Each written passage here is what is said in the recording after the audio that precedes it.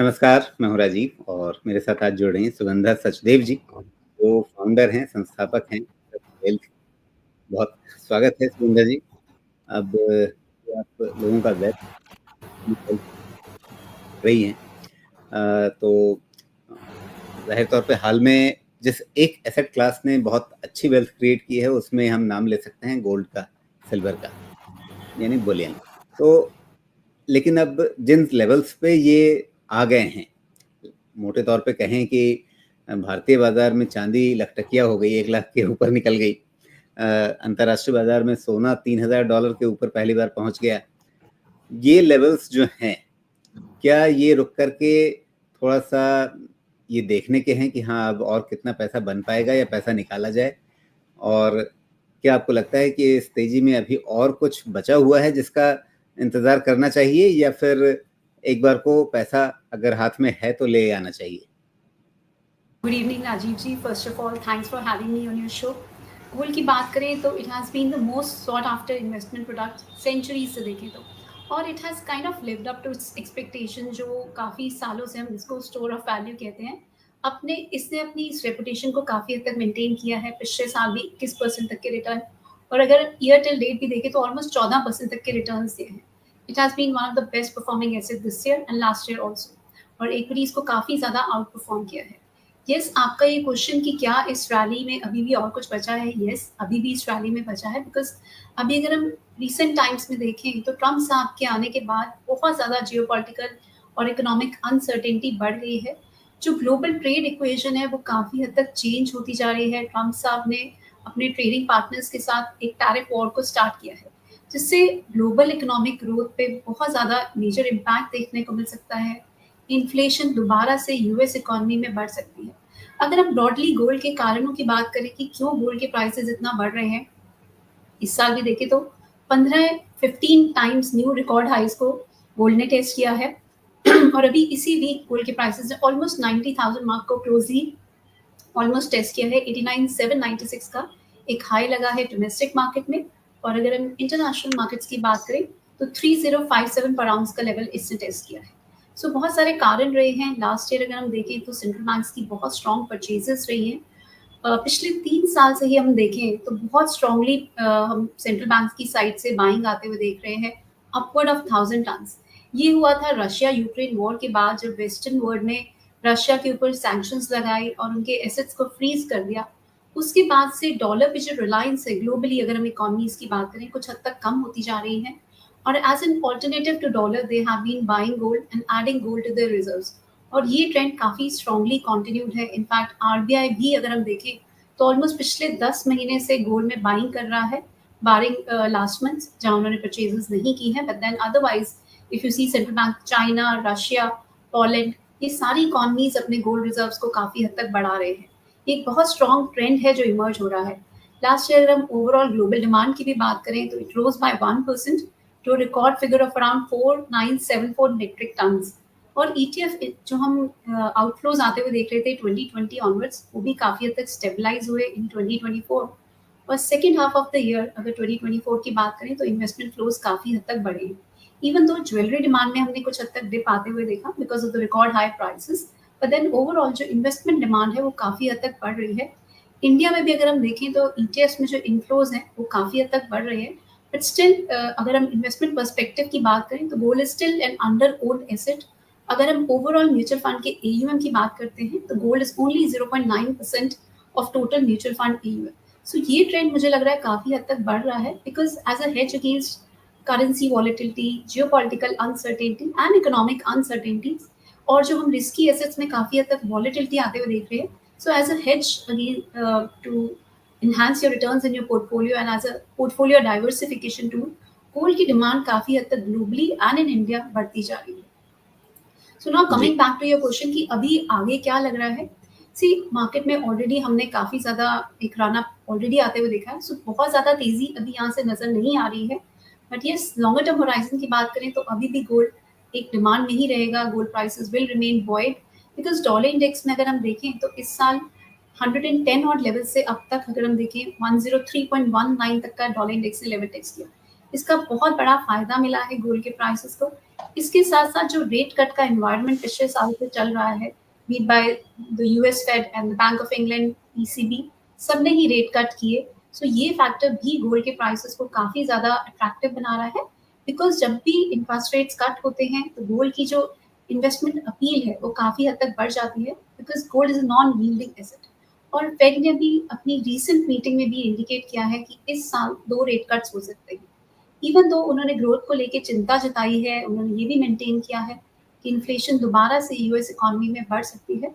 अगर हम core PC index की बात करते हैं, so it has slipped to a level of around 2.6%, जो रीसेंट फिगर्स निकल के आई थी, so which is very close to 2% target of Fed, but still वो एक्सपेक्ट कर रहे हैं कि इन्फ्लेशन दोबारा से बढ़ सकती है as an impact of tariff being imposed by the US on its trading partners. So tariff war जो है वो अभी मुझे लगता है कंटिन्यू रहेगी, और इससे जो इकोनॉमिक अनसर्टेनिटी बनती रहेगी और ग्रोथ को लेके जो कंसर्न्स बने रहेंगे, ये गोल्ड के प्राइसेस को काफी हद तक फेवर करेगी। अभी अगर हम आने वाले दिनों में भी देखें तो ट्रम्प साहब ने अप्रैल 2 की डेडलाइन सेट की है to impose tariffs of around 25% on Canada and Mexico and other countries also, जिनमें से कुछ रिलैक्सेशन वो कुछ कंट्रीज को दे सकते हैं। सो अभी उनकी पिछले 5 से 6 दिनों में कोई स्टेटमेंट निकल के नहीं आई है, so he might be revisiting his tariff threats. So जो भी उनके फ्लक्चुएटिंग टैरिफ के डिसीजंस रहेंगे, उससे मार्केट पे काफी ज्यादा वॉलेटिलिटी मुझे लगता है बनी रहेगी, और इसका फायदा गोल्ड को मिलता रहेगा, because gold thrives on uncertainty. जब भी एक पॉजिटिव ग्रोथ का एनवायरनमेंट होता है, गोल्ड के प्राइसेस में हम कुछ प्रॉफिट बुकिंग आते हुए देखते हैं, बट जब भी अनसर्टेनिटी बढ़ती है, गोल्ड के प्राइसेस को फायदा है। सो बहुत सारे फैक्टर्स हैं टू वॉच आउट फॉर। इसके साथ साथ जियोपॉलिटिकल अनसर्टेनिटी अभी भी बनी हुई है रशिया यूक्रेन की वॉर में, जहां सीज फायर की बात कर रहे थे, दोबारा से यूक्रेन ने अटैक किया है, इसराइल ने भी दोबारा से अटैक किया है। सो मिडिल ईस्ट में भी टेंशंस दोबारा से बढ़ गई हैं, रशिया यूक्रेन वॉर में भी अभी सीज फायर नहीं हुआ है। सो ये फैक्टर्स भी इंपॉर्टेंट रहेंगे टू वॉच आउट फॉर। इसके साथ साथ यूएस जी का जीडीपी डेटा लाइंड अप है नेक्स्ट वीक, ये भी इंपॉर्टेंट रहेगा। पीएमआई डेटा लाइंड अप है। सो बहुत सारे क्यूज हैं। I think we live in a very dynamic world, जहां हमें क्लोजली मॉनिटर करना होता है ओवरऑल ग्लोबल इकोनॉमिक पिक्चर को, और उसी से ट्रेंड्स डिराइव होते हैं। बिल्कुल, आपने बहुत डिटेल एनालिसिस दी कि क्या-क्या फैक्टर्स हैं जो अभी गोल्ड प्राइसेस को अंतर्राष्ट्रीय बाजार में प्रभावित कर रहे हैं। लेकिन फिर बात वही, शॉर्ट टर्म में और लॉन्ग टर्म में, दोनों नज़रिए से गोल्ड में अभी करना क्या है? सी राजीव जी, अगर हम देखें तो इस वीक की भी क्लोजिंग देखें तो इट हैज़ क्लोज्ड अबाउट $3,000 पर आउंस। सो थोड़ी सी प्रॉफिट बुकिंग हमने 3050 और लेवल से आते हुए देखी है। That was a major resistance areas. Even we have maintain it on several forums कि 3050 एंड 89,500, यहाँ से प्राइसेस में कुछ कूल ऑफ देखने को मिलेगा, and somehow in line with expectations prices have witness some correction, but अभी भी ट्रेंड में मुझे वीकनेस नजर नहीं आ रही है, because 2980 to $3,000 per ounce is acting as a very strong support area। मेरा ऐसा मानना है कि जब तक ये लेवल्स होल्ड कर रहे हैं, दोबारा से रिन्यूड बाइंग देखने को मिलेगी गोल्ड के प्राइसेस में। वहीं अगर हम इसको डोमेस्टिक मार्केट में ट्रांसलेट करें तो 86,600 का एक लेवल बहुत स्ट्रॉन्ग सपोर्ट एरिया रहेगा गोल्ड के प्राइसेस के लिए। जब तक ये लेवल क्लोजिंग बेसिस पे होल्ड कर रहा है, we are again likely to see renewed buying interest. थोड़ी प्रॉफिट बुकिंग जरूर देखने को मिली है, बिकॉज बहुत ज्यादा रैली ओवर स्ट्रेच हो चुकी थी, बट ट्रेंड अभी भी इंटैक्ट है। जैसे कि मैंने बहुत सारे फैक्टर्स की बात करी, economic uncertainty, geopolitical uncertainty, tariff को लेके जो थ्रेट्स बने हुए हैं, ये फैक्टर्स काफी हद तक गोल्ड को ड्राइव करते रहेंगे। सो जब तक ये levels on the down side protected हैं, ट्रेंड पॉजिटिव रहेगा। हाई साइड की बात करें तो मेरा ऐसा मानना है कि जो रीसेंट हाइज थे वो एक बार के लिए दोबारा से ब्रीच हो सकते हैं, and we can see gold prices surging towards 91,000 और लेवल। हैविंग सेड, एक कैवेट रहेगा, 88,800 मार्क एक नियर टर्म के लिए रेजिस्टेंस रहेगा। अगर प्राइसेस इस लेवल के ऊपर ब्रेक करते हैं, तभी ये न्यू हाइज की तरफ हम प्राइसेस को जाते हुए देखेंगे। और वहीं अगर मैं जी इंटरनेशनल मार्केट की बात करूं तो 3035 के ऊपर अगर प्राइसेस सस्टेन कर पाते हैं, तो ही हम फर्दर अपसाइड आते हुए देख सकते हैं। दैट कैन बी टुवर्ड्स $3120 पर ounce as well in the near term. Longer term की जी अगर हम राजीव जी बात करें तो पिक्चर अभी भी बहुत पॉजिटिव है, बट मेरा ऐसा मानना है कि third quarter of this calendar year एक मेजर करेक्शन देखने को मिल सकती है, बिकॉज गोल्ड के प्राइसेस भी कंसिस्टेंटली लास्ट क्वार्टर ऑफ 2023 से दे हैव बीन बॉइंग। हमने अक्टूबर 2023 ऑनवर्ड्स हमने बहुत स्ट्रॉन्ग बाइंग इंटरेस्ट आते हुए देखा, और ये अभी भी कंटिन्यूड है। But third quarter of this year I am expecting some correction, और लॉन्गर टर्म इन्वेस्टर्स हैं थोड़ा सा वेट कर सकते हैं, बिकॉज नियर टर्म में तो अभी भी गेन्स देखने को मिलेंगे। But if you have been waiting on the sidelines, थोड़ा सा और वेट करें, इन हायर स्ट्रेच लेवल पे बाइंग की एडवाइस नहीं रहेगी।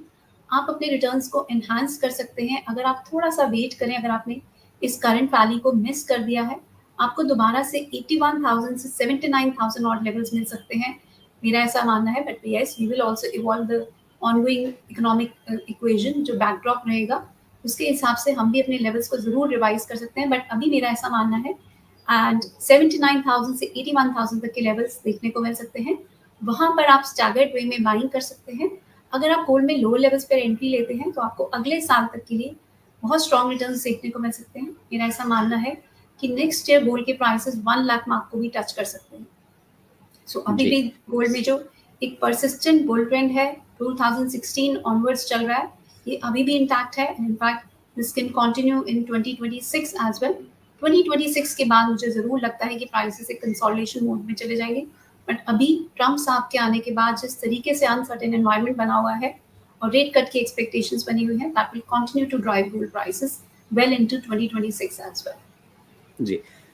यहाँ पर 2 बड़े फैक्टर जो हैं, जो ट्रम्प साहब से जुड़े हुए हैं, कि एक उम्मीद थी कि वो आते ही दुनिया भर में शांति ला देंगे और जितने जियोपॉलिटिकल टेंशन हैं, उन सब पे जहाँ-जहाँ आग लगी है, सब पे पानी डाल देंगे। हुआ नहीं अभी तक। जो आपने अपने विश्लेषण में बताया अभी कि अभी भी चीज़ें चल ही रही हैं, फिर से फ्लैश पॉइंट्स आ रहे हैं। और दूसरी तरफ उन्होंने एक नई चीज़ शुरू कर दी, जिसको हम टैरिफ वॉर के रूप में देख रहे हैं। ये उन्होंने अपने पहले टर्म में भी किया था, लेकिन इस बार वो थोड़े अलग तरीके से फ्लेयर अप होकर के आ रहे हैं। तो अगर मान लीजिए अभी हम आज लगभग हफ्ते 10 दिन के बाद देखेंगे उनकी 2 अप्रैल की डेडलाइन का क्या होना है। अगर मान लीजिए ये टैरिफ वॉर सिर्फ एक हार्ड बार्गेनिंग का एक टूल था और दूसरी तरफ जो उम्मीद थी कि वो शांति लाएंगे, वो शांति लाने में सफल भी रहते हैं, खास करके जैसे यूक्रेन वगैरह में। और इजराइल हमास में तो पता नहीं, वहाँ पे दोनों पक्ष अलग तरह से व्यवहार करते हैं। लेकिन अगर मान लीजिए मोटा-मोटी रूस यूक्रेन के बीच में ही उन्होंने युद्ध विराम करा दिया, तो ये 2 फैक्टर की जियोपॉलिटिकल टेंशन थोड़े कम हो गए और टैरिफ वार की जो चिंता बनी है वो कम हो गई। तो फिर गोल्ड प्राइसेस का क्या होगा? सी मैं सिमिलर स्टेटमेंट को थोड़ा-सा दोबारा से कहना चाहूँगी। मुझे लग रहा है कि ट्रम्प साहब 6 महीने मतलब जनवरी में उनका टेन्योर स्टार्ट हुआ था। 6 महीने तक उनकी ये टैरिफ वॉर मुझे लगता है चलती रहेगी। उसके बाद that will also subside because इसका यूएस इकोनॉमी पे काफ़ी हद तक नेगेटिव इम्पैक्ट हो सकता है and he will have to face a lot of backlash as well in their own economy. और फेड ने भी काफ़ी हद तक ये मेंटेन किया है कि इन्फ्लेशन बढ़ सकती है। सो अगर इन्फ्लेशन बढ़ेगी तो ऑब्वियसली ट्रम्प साहब के लिए भी एक कॉज ऑफ कंसर्न हो जाएगा। उनको भी अपनी ये टैरिफ वॉर को रोकना पड़ेगा। This seems to be a bargaining tool at least in the near term. But मुझे लगता है ये थ्रेट्स अभी नियर टर्म में तो ज़रूर बने रहेंगे और उसी का फ़ायदा गोल्ड को मिलता रहेगा। But after the first half of this year मुझे लगता है ये कुछ हद तक सबसाइड कर जाएगा और रिस्क एसेट्स में भी मुझे लगता है एक strong revival towards the second half of this year एक देखने को मिल सकता है, जिससे गोल्ड में जो इंटरेस्ट है वो कुछ हद तक कम हो जाएगा।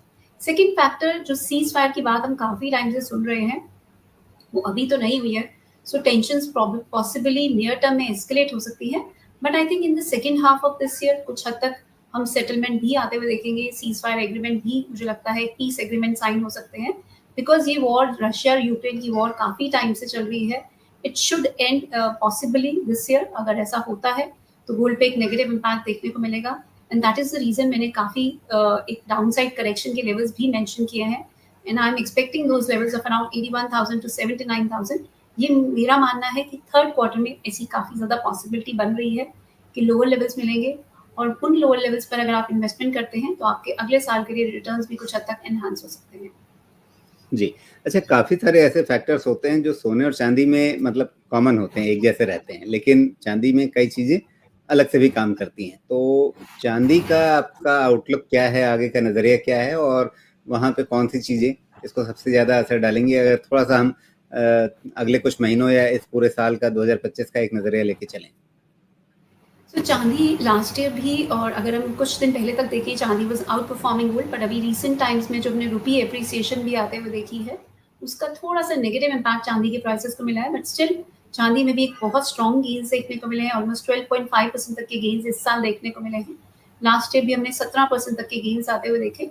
चांदी में भी अगर हम देखें तो चाइना काफ़ी ज़्यादा स्टिमुलस लेके आ रहा है, काफ़ी ज़्यादा ईजिंग मेजर्स की बात कर रहा है और चाइना से सिल्वर की डिमांड काफ़ी हद तक बढ़ रही है इन line with all base metals because चांदी एक प्रेशियस मेटल भी है और एक बेस मेटल की तरह भी ऐड करती है।